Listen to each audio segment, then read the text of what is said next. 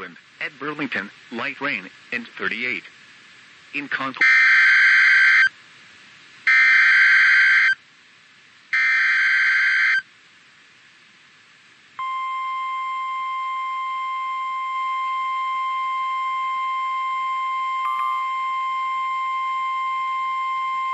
The National Weather Service in Boston has issued a severe thunderstorm warning for northwestern Worcester County in central Massachusetts, northern Hampshire County in western Massachusetts, Franklin County in western Massachusetts, northwestern Hampton County in western Massachusetts, until 9:45 p.m. Eastern Daylight Time.